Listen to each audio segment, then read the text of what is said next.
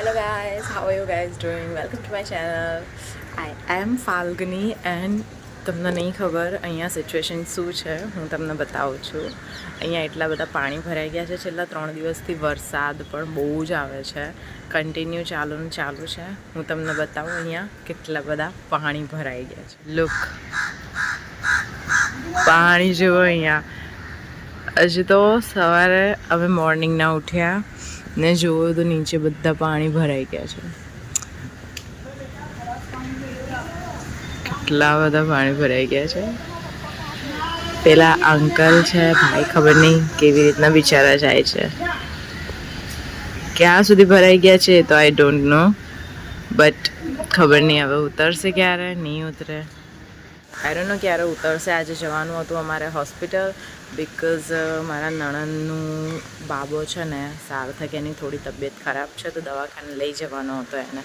I don't know હવે કેવી રીતના લઈ જઈશું. બહુ બધા પાણી ભરાઈ ગયા છે. તમને યાદ છે 2006માં પૂર આવ્યું હતું, અહીંયા રેલ આવ્યું હતું, મતલબ સુરતમાં. જે લોકો સુરતના હશે ને એ લોકોને ખબર હશે. 2006માં એક રેલ આવી હતી, એમાં એટલા બધા ફસાઈ ગયા હતા બધા લોકો. અમુક લોકો છાપરા ઉપર, અમુક લોકો ધાબા ઉપર રહેતા હતા. ત્યારે મારા પપ્પા ગવર્મેન્ટ જોબમાં હતા ને, તો પપ્પાની ટીમને મોકલ્યા હતા અહીંયા બધાને ટ્રીટ કરવા માટે, જમવાનું આપવા માટે. આઈ થિંક 10 થી 12 લોકોની ટીમ હતી. પપ્પા લોકો પણ અહીંયા ફસાઈ ગયા હતા. પણ તો એવું અત્યારે લાગે છે કે અહીંયા આઈ ડોન્ટ નો પૂર આવશે કે નહીં આવે. પૂર આવશે તો મારા કોઈ બ્લોગ નહીં આવે, અને નહીં આવે તો તમને લોકોને કહીશ કે પૂર નહીં આવ્યો. આઈ એમ સેફ. ગાઈસ, પાણી તો હજી ઉતર્યા જ નહીં. જો બધી જગ્યા પર બધું ખબર નહીં હું તણાઈને આવે છે.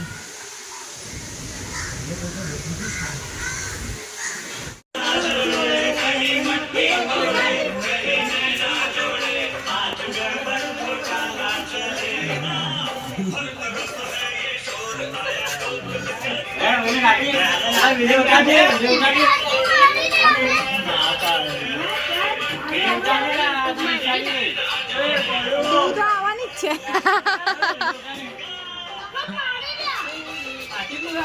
ઉભો થઈ ગયો હે ને, ઉભો થઈ ગયો ને તરત.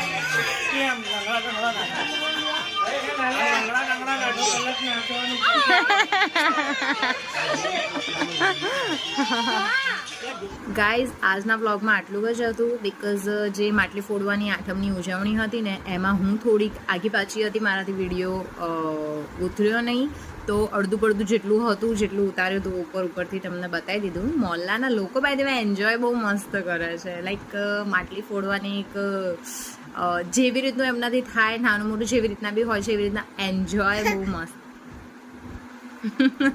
ચેનલને સબસ્ક્રાઈબ કરી દેજો અને વિડીયોને લાઈક કરીને જજો. લાઈક કરજો એમ કે ને બીજું કેને દીકુ. દિત્યાને આ વખતે કાનો નથી બનાવી, લાસ્ટ ટાઈમ બનાવી હતી કેમ કે આ વખતે પાણી બહુ ભરેલા હતા. તો બહાર એકચ્યુઅલી રોડ પર જ્યાં પાણી મેં બતાવ્યું ને તમને, એ જગ્યા પર કરે છે માટલી બાંધવાની. બટ પાણી બહુ જ ભરાયેલા હતા એટલે એ લોકોએ અંદર થોડુંક નાની જગ્યા હતી ત્યાં ગાડી કરી લીધું. બટ ફોડી માટલી એમને નાના છોકરાઓને બહુ અંદર ચોકલેટો ભરી હતી, આ તે બધું બહુ મજા આવી. તમને બ્લોગમાં મજા આવી હોય ને તો મને જરૂરથી કમેન્ટ કરજો. અને નવા બ્લોગમાં મળીએ હવે. ટાટા બાય બાય, જય શ્રી રામ એવું કહી દે ને, જય.